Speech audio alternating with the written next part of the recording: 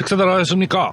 아침 저녁으로 좀 시원해진 맛이 있는 것 같은데도 한낮은 아직 더운 것 같습니다. 여름지라니 사방에 풀이 많아서 예초기로 작업을 했는데 한낮에는 그냥 땀이 너무 많이 나죠. 아마 습도가 높아서 그런 듯한데 여러분도 한낮에 야외에서 작업하는 분들은 쉬엄쉬엄 쉬어가면서 하시기 바랍니다. 아직은 많이 덥습니다. 요즘 그래도 시원한 맛이 있어서 가을 라이딩에 불을 붙이기 위해서 오토바이 유튜브를 열심히 보고 있습니다. 국내에서도 이 탓에 이륜차 타고 세계 여행이라는 네이버 카페를 중심으로 많이들 활동하시는 분들도 있고, 여기가 아주 오토바이 해외 여행하는데 아주 정보 맛집이죠. 카페 가시면 여행에 유용한 서류 정보, 앱 정보, 국경 통과 정보 등 아주 다양한 정보들이 넘쳐납니다. 맘만 먹으면 쉽게 오토바이를 타고 세계 여행을 하는 시대가 우리에게도 열렸다고 봅니다. 용기, 시간, 언어, 금전적 부담으로 당장 실행을 못할 뿐이지 그래도 언젠가는 꼭 도전은 할 것 같습니다. 저는 성격상 한번 불붙으면 제어가 되지 않는 성격이라서 한번은 해보고 말 것 같기는 합니다. 우리가 아는 세계 오토바이 여행 코스 중에는 가장 유명한 코스는 미국을 횡단하는 루트 66, 한 3,800km 정도 되는 코스가 유명하고요. 지금도 한리에서 매년 루트 66 행사를 하고 있기는 한데 가격이 좀 거시기 합니다. 제가 10년 전에 한참 알아봤을 때 별거 없더라고요. 오토바이 렌트하고 도착지에 반납하면 되고, 가이드를 원하거나 중간 호텔, 식당 예약 서비스가 미국에는 오래전부터 엄청 잘 되어 있어서 메일만 보내면 다 알아서 예약해주는 시스템으로 운영하는 업체가 엄청 많았습니다. 왕복 비행기표만 예약하고 날짜 맞추어 업체에 가면은 다 알아서 주는 곳이 많으니까 도전해보고 싶은 분들은 도전해보시기 바랍니다. 솔로, 그룹, 가이드 포함 그룹 라이딩 다 가능하다고 합니다. 유럽 라이드들은 영국, 독일, 프랑스, 스페인에서 출발해서 알프스 스텔비오 패스를 넘어서 이탈리아에서 끝나는 라이딩 코스도 유명하고 또 선호하는 코스 같습니다. 그래서 그런가 고속 투어를 참 좋아하는 것 같기도 하고요. 미국 라이더는 서부 로키 산맥을 끼고 옐로스톤이나 캐나다 밴프 국립공원 코스나 좀 어려운 극한 코스라고들 많이 얘기하는 앵커리지에서 아메리카 대륙 북쪽 끝인 프루드베이까지 알래스카 하이웨이를 많이들 선호하는 것 같습니다. 남아메리카 여행 코스는 페루나 칠레에서 출발해서 우유니 파타고니아 토레스델 파이네 공원의 피치로이를 거쳐서 세계의 끝이라고 하는 아르헨티나 우수아이아까지 가는 코스들을 많이 선호하는 것 같고요. 그 중에서도 가장 극한의 오지 여행은 러시아 야츠쿠츠에서 마가단까지 한 2,000km를 달리는 길이 최고라고 본 것 같습니다. 거의 비포장이 아니라 길이 없는 곳을 뚫고 가야 하는 극한의 지역이라고 합니다. 생명의 위협과 모기, 추위와 싸워야 갈 수 있는 길이라고 하는데, 우리나라에서도 여기를 차로 한 번, 오토바이로 이렇게 두 번째 이렇게 다녀오신 분이 있더라고요. 존경합니다. 우리나라 사람들은 일본 아소산이나 베트남 하장, 라오스 루앙프라방, 태국 치앙마이, 인도 레에서 판궁초까지 코스들을 많이 가시죠. 그리고 장거리 유라시아 여행은 블라디보스톡에서 출발해서 바이카로스, 모스크바, 핀란드, 노르웨이, 노스캅, 스페인의 지브롤타에서 끝나거나 러시아의 바이칼에서 몽골로 빠져서 타지키스탄의 와칸벨리, 파미르 공원을 통과해서 스탄국을 거쳐서 조지아나 트르키예 동국권 국가를 통과해서 유럽으로 들어가는 코스도 많이 이용하는 것 같습니다. 송수비라는 분이 이런 코스를 이용해서 지금 여행 중에 있죠. 대충 생각나는 오토바이 여행하는 유튜버들 분들은 여러분 많이 아시는 송수배 세계여행, 철마고, 도란맨, 삼류여행, 머린형, 지구별 라이더, 제이비짜비, 호치민, 깡철, 나강, 노바디 밭정민, 쭌나부부, 간영우님, 요즘 핫한 차카이 모터사이클 다이얼리 등 라이딩 중이거나 여행하신 분들이 많습니다. 이 중에 쭌나부부님은 10개월 전에 영상 올리고 그 다음부터 아프리카에서 영상을 안 올리시는데 무사하시길 빌겠습니다. 외국 유튜버 중에서는 가장 유명한 사람이 아마도 이치부츠가 아닌가 저는 생각을 합니다. 제가 구독자 2,000 몇 명일 때 보기 시작했는데 그때는 영상이 몇 개 되지도 않았고 그랬는데 이제는 구독자가 286만 명이나 되더라고요. 이 정도면 완전 대기업이죠. 허스크바나 루다 900R로 차간 주행을 막 하는 영국의 RJ가 148만에서 구독자가 거의 멈췄는데 거기에 비하면은 대단하기도 하고 아마 오토바이 여행 유튜버 중에는 독보적일 겁니다. 이치부츠는 네덜란드 여자로 87년생이고 지질학자 출신이라고 그럽니다. 영상에는 없는데 초기에 우리나라에도 왔었죠. 하여간 대단한 사람은 분명한 것 같습니다. 그래서 오늘 이야기는 이런 몇만 킬로 여행을 해야 하는 초장거리 여행에 좋은 오토바이 어떤 것이 있는가를 좀 알아보는 시간을 좀 갖도록 하겠습니다. 또 어떤 오토바이를 선택해야 하는지도 좀 알아보겠습니다. 각 내용은 각 유튜버의 리뷰나 해외 잡지에서 추천하는 오토바이를 우선 선정했고요. 제 개인적인 사견을 가득 담아서 말씀을 드리겠습니다. 본격적으로 내용 들어가겠습니다. 이런 초장거리 여행을 하거나 오지 탐험을 하기 위해서는 일단 오토바이를 고를 때 전제 조건이 있을 것 같습니다. 대부분의 여행자가 이야기하는 부분과 외국 잡지에서 이야기하는 것을 대충 종합해보면 이런 것 같습니다. 첫 번째, 고장이 없는 신뢰성이 높은 오토바이를 선택하라는 것입니다. 당연한 이야기겠지만은 아무도 없는 오지에서 오토바이가 고장 난다면은 수리를 해야 하는데 수리조차 안 된다면은 여행을 포기해야 할 수도 있습니다. 더 심한 경우에는 목숨이 위태로울 수도 있죠. 거기다 수리할 경우 수리비가 적게 드는 오토바이가 많이 드는 경우보다 여행 경비에 많이 도움이 되겠죠. 두 번째, 여행 성격에 맞는 오토바이를 선택해야 한다고 합니다.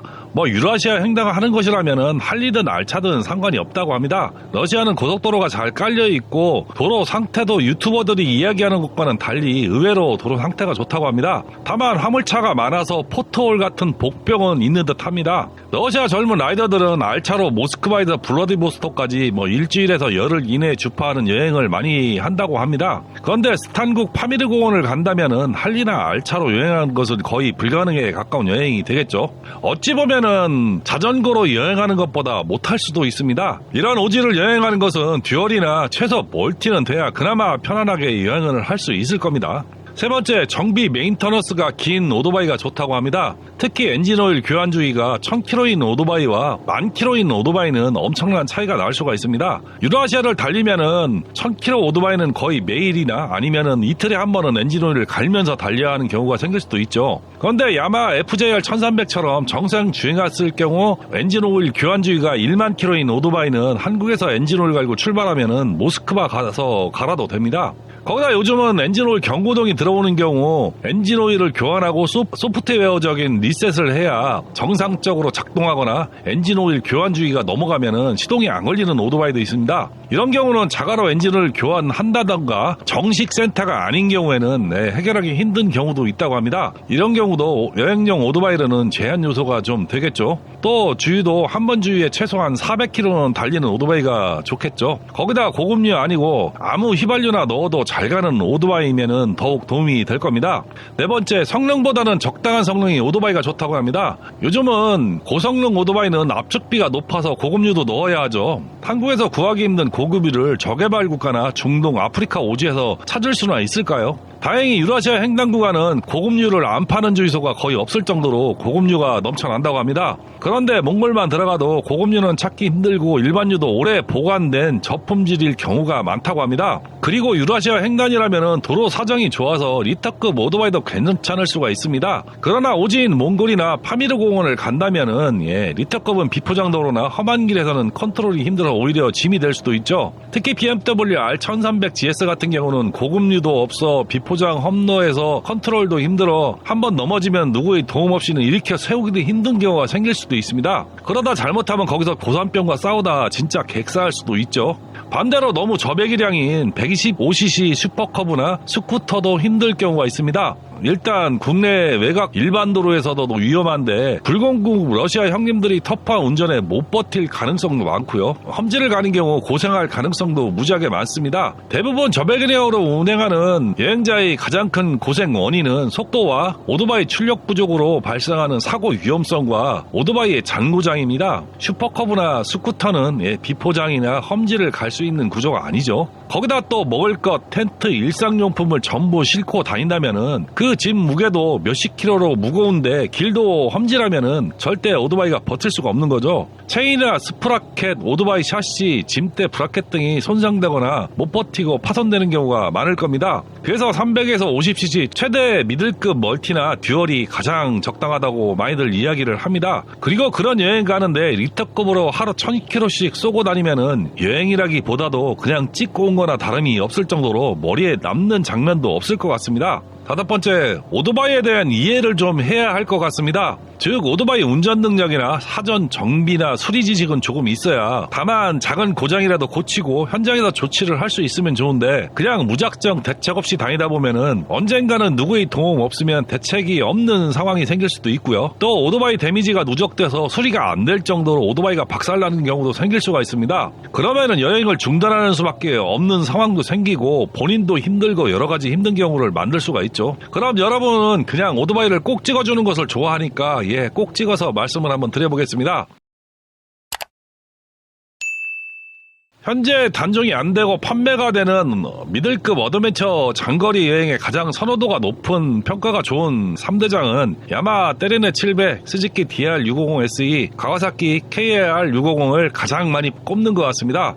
어느 잡지나 추천하는 오토바이 중에 절대 빠지지 않는 3대장 중에 하나입니다. 그 외에는 혼다 트랜스알프 750, NC750X, 아프릴리아 투아레그 660, BMW F900 GS 어드벤처, 850 어드벤처, KTM 790, 890 어드벤처, 스즈키 브이스트롬 800, D650XT, 트라이언프 타이거 800, 900 랠리, 두카티 데저트 X, CF모토 800 MT 스포츠, 허스크바나 노돈 901 엑스페디션, 보구 900 DSX 이런 경쟁 기종이 많고 좋은 오토바이가 넘쳐나는 미들급이죠. 미들급 중에는 험지가 포함된 여행을 간다면 무조건 때르네 700, 길이 평소 그냥 평이하고 그닥 험지가 없다면 판매량이 많고 오래 생산된 멀티 기종인 스즈키 브이스트롬 650XT를 선택하는 사람들이 많을 정도로 신뢰를 받는 것 같습니다. 아쉬운 점은 야마하 때르네 700이 프랑스 야마하에서 개발이 되고 판권이 프랑스 야마하에 있다고 합니다. 그래서 유럽과 미국에서만 판매 우선권이 있고 그 외 일부 국가에서만 판매하다 보니까 국내에 들어오는 것이 제한사항이 있어서 수입이 안 되는 것 같습니다만은 이 점은 참 아쉬운 점 같습니다.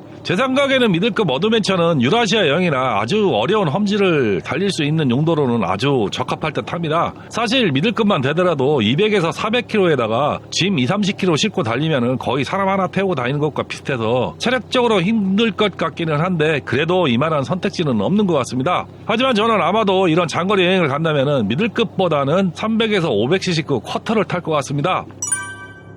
쿼터급 어드벤처는 오토바이 자체 무게가 200kg 미만이고 30에서 40마력 정도로 험지에서 컨트롤이 잘 되고 가벼운 쿼터급에서는 단연 혼다 CRF 300 랠리가 가장 인기가 있는 듯합니다. 혼다의 신뢰성과 안정성 그리고 부품 수급 능력을 따라오는 오토바이 메이커는 없죠. 이게 아프리카 한복판에서 통한다는 것은 이치부츠가 증명을 했죠. 아프리카 말라위인가 거기서 혼다 CRF 300을 타다가 크러치 박스를 전체 아세이 교환하고 엔진을 분해하고 점검하는데 한나절 만에 해결한 영상이 있죠. 이게 아무 메이커나 다 되는 것이 아니라고 봅니다. 혼다 CRF 300은 깔 게 없는 오토바이이긴 한데 826cc에 27마력으로 출력이 좀 약해서 부담스러운 면이 있기는 합니다. 다만 아주 험지에 가면은 진가를 발휘할 것도 같은데 저는 파미르90 같은 험지는 가고 싶지 않아서 솔직히 별로긴 합니다.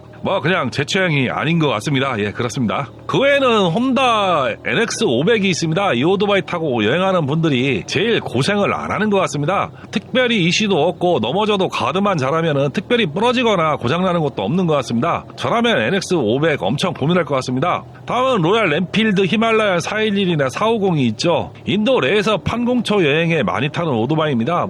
하도 빨아서 이제는 할 것 같아서 국내나 해외나 마케팅을 참 많이 하는 회사죠. 그런데 실제 휠이 휜다든가 체인이나 체인 스프라켓 망으로 체인이 벗겨지거나 체인이 끊어지는 것을 봐서는 저는 솔직히 소재에 좀 문제가 있지 않은가 개인적으로 좀 의심을 하고 있습니다. 중국산 오토바이도 그런 경우는 많지 않은데 진짜 체인 끊어지고 하면 답이 없는 상황이 생기는 것인데 간혹 그러는 영상이 좀 많이 있더라고요. 이것도 1만 킬로 정도에 그러면 정말 심각한 겁니다. 그리고 시동 꺼짐이나 넘어졌을 때 스텝이나 기어, 브레이크, 레버가 파손되는 경우가 많다고 합니다. 다음은 CF모토 450MT가 히말라얀 450과 많이 비교되는데 제가 보는 관점에서는 450MT가 비싼 만큼 소재나 부착물이 훨씬 더 고급스럽습니다. 전자장비도 조금 더 낫고요. 그리고 유럽, 호주, 미국 등에서 벌써 검증이 되고 많이 팔리는 인기 기종입니다. 히말라야 450은 엔진을 개발하고 생산한 지 1년 차이고 MT350은 3년 차로 몇 번 업그레이드가 된 상황이고 거기다 엔진 기본 뼈다구가 KTM 거죠. 유일하게 문제점으로 지적당하는 문제는 저속에서 너무 과도하게 연료를 분사해서 스로틀을 조금만 감아도 엔진 RPM이 과도하게 상승해서 저속 컨트롤이 어렵다는 문제와 서브 샤시에 물이 차는 문제 외에는 크게 문제가 되는 것은 없다고 합니다. 간혹 리브 매칭 한다고 타이밍에 살짝 맞지 않아서 반크러치 상태에서 스로틀을 깔짝 감으면은 시동이 꺼지는 현상이 있습니다. 저도 2번을 경험했는데 세 번째는 재현해 보려고 다시 시도하니까 꺼지더라고요. 반크러치에서 스로틀 감으면은 시동이 꺼지는 이게 스로틀을 꾹 감는 게 아니고요. 깔짝 감으면은 꺼지는 현상이 있습니다. 그래서 찾아보니까 외국 유튜버가 그 이야기를 하는 것을 봤습니다. 그 외에는 진짜 가볍고 잘 나가고 부드럽고 좋은 오토바이죠. 중국산만 아니었으면은 엄청 팔렸을 텐데 아쉬운 모델입니다. 참고로 전자장비나 연료 분사장치는 보쉬가 사용되고 단조 피스톤이나 엔진 베어링, 크러치 등 구동계는 전부 일제 부품으로 도배한 오토바이입니다. 또 유럽에서 판매량이 많고 인기가 많은 베넬리 TRK502X가 있습니다. 특히 이탈리아에서는 부동의 판매량 1위를 하고 있는 기종이죠. 몇만 킬로씩 여행을 해본 유튜버의 전언에 따르면은 엔진은 끝도 없고 짐을 70kg나 싣고 다녔는데 3박스 브라켓이 몇 번 부러진 것과 볼트 몇 개 야만한 것 외에는 특별히 문제가 없이 잘 타고 다녔다는 영상이 있습니다. 그래서 중국산이라 무시하면 안 되는데 참 많이 아쉽죠. 이외에는 BMW 310GS, KTM 395 누벤처 등이 주목을 받고 있다고 합니다.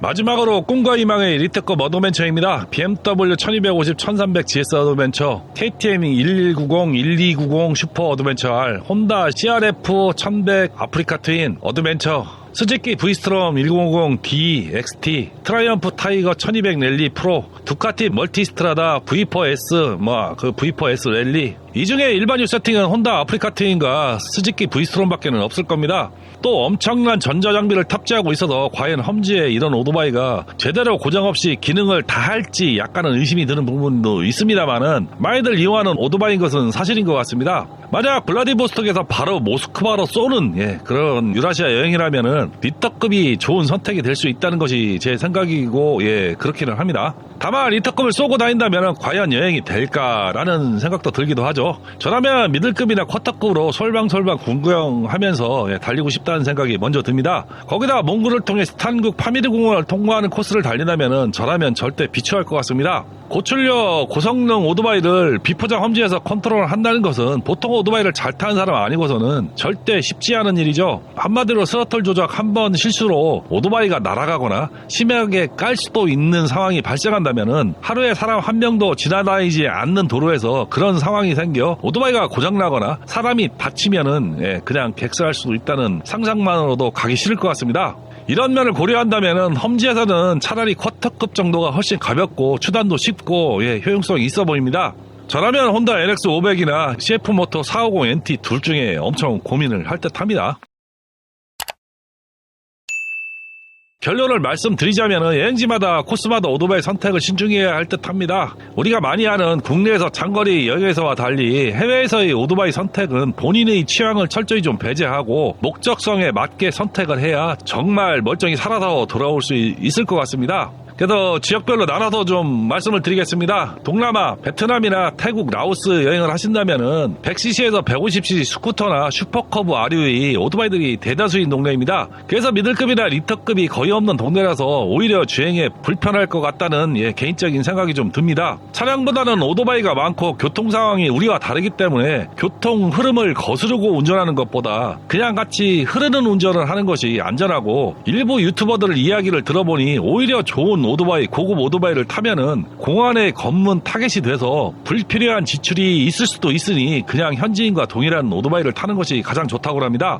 여러분도 아시다시피 후진국일수록 경찰이 길가에서 삥 뜯는 문화는 여전하다고 합니다. 예전 이치부치 영상에서 나이지리아 기브미 머니 영상이 1013만이나 조회수가 나왔을 정도로 동남아나 아프리카, 중앙아시아 스탄 국가는 여전히 삥 뜯는 문화가 심하다고 그러죠. 그래서 여러모로 스쿠터나 슈퍼커브 계열의 저배기량 오토바이가 좋을 듯 합니다. 또 쿼터급으로 렌트하는 것도 쉽지 않고, 렌트비가 저배기량 오토바이는 몇만 원인데 쿼터급만 돼도 렌트비가 국내와 비슷하게 거의 하루에 20만 원에 육박하기 때문에 효능감이 별로일 것 같습니다. 다음 유라시아 블라디보스톡에서 모스크바를 횡단하는 코스를 여행하는 것에 관해 말씀을 드리겠습니다. 유라시아 횡단 여행에 관심을 가지기 시작한 것은 아주 어렸을 때입니다. 집에 작고하신 경희대 교수인 김찬삼의 세계 여행이란 책이 전진로에 있어서 어렸을 때부터 그 책을 보고 오토바이를 타고 세계를 누비는 막 슈바이처 박사와 사진 찍고 그런 것을 봐서 그런지 김찬삼 교수의 할리라는 오토바이와 세계여행에 자연스럽게 관심을 가지게 되었습니다. 그 책에는 유럽이나 미국 편에는 지금 보면 아무것도 아니지만은 야한 여자 사진도 각 나옵니다. 두두비치 이런 것도 나오죠. 그러다 우연히 보게 된 내셔널 지오그래픽인가 디스커버리인가 정확한 기억은 안 나는데 2000년대 초에 일본 방송인이 혼다 크로스 투어러로 유라시아 횡단을 하는 다큐를 보게 되었고, 이어서 디스커버리 채널에서 영국 배우 이완 맥그리거와 찰리 부어맨이 오토바이를 타고 세계 여행을 하는 유명한 롱웨이라는 다큐를 보고 결심을 했던 것 같습니다. 언젠가는 반드시 한 번은 한다고요. 거기다 2000년 이후 인터넷 발전으로 많은 자료를 찾아보고 구글맵이 생기고 더 관심은 폭발을 하기 시작했고, 여행기가 네이버 블로그에 올라오면서 구글 지도에 주 여행지를 표시하기 시작했던 것 같습니다. 그래서 구글맵에 코스와 식당, 숙소 이렇게 수천 개는 찍어놓은 것 같습니다. 그리고 구글맵에 4, 5년 전부터 유라시아 하이웨이 로드뷰가 완성된 것을 보고, 유라시아 횡단 도로가 비포장도로도 많이 있고 도로 상태가 형편없다는 유튜브도 있는데, 메인 도로만 벗어나지 않는다면 거의 100% 포장도로라는 것을 알았습니다.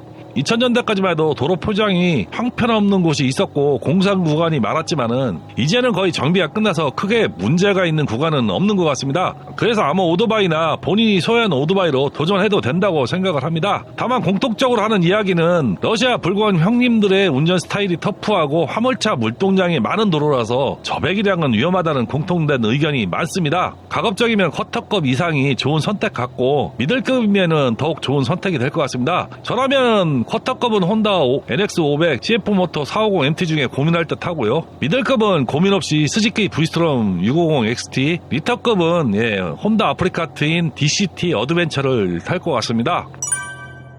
다음은 도전하기 어렵다는 파미리공원 스탄국 투르키에 코스입니다. 아프리카, 남미와 함께 3대 오지 여행이라고 생각하는 곳이 이곳이죠. 아프리카와 다르게 고도까지 높아서 고산병에 약하신 분들은 절대 시도해서는 안 되는 곳이기도 합니다. 거의 평균 고도가 3,500에서 4,000급으로 차원이 좀 다른 곳이라고 합니다. 인도의 내에서 판공천은 고도는 높아도 거리가 짧지만은 여기는 알마티, 오시, 두산내, 사마르칸트까지 거의 3,000km가 넘는 비포장도로와 비포장과 다름없는 도로를 달려야 하는 곳이죠. 진짜 어떻게 보면은 죽기 딱 좋은 코스 같습니다. 게다가 더욱 신중하게 오토바이를 골라야 하는 곳이 이곳이라고 생각이 되는 곳이죠. 저라면 혼다 CRF 300 좀 무리한다면은 야마하 떼네레 700을 탈 것 같습니다. 잔고장도 별로 없고 가볍고 중간중간 점검도 할 수 있는 형편이 되는 오토바이는 이 두 기종이 유일하지 않을까 생각이 됩니다. 최종 결론은 험지라면은 혼다 CRF 300, 미들급은 야마하 떼네레 700을 선택할 것 같고요. 리트급은 절대 선택을 안 할 것 같습니다. 유라시아 하이웨이처럼 좋은 길이면은 혼다 NX500이나 CF 모토 450MT, 스즈키 브리스트롬 650XT, 혼다 아프리카 트윈 1100 DCT 어드벤처 이 정도가 답이 되지 않을까 개인적으로 예상을 해봅니다. 많은 해외 잡지에서도 그런 조합을 많이들 추천하는 것 같습니다. 오늘 이야기는 세계여행을 하는 경우 오토바이 선택에 관한 이야기를 해봤습니다. 날이 아직 많이 후덥지근합니다. 남은 여름 건강관리 잘하시고 시원한 가을에는 즐거운 라이딩 많이 하시기 바랍니다. 오늘 이야기는 여기까지입니다. 시청해주셔서 감사합니다.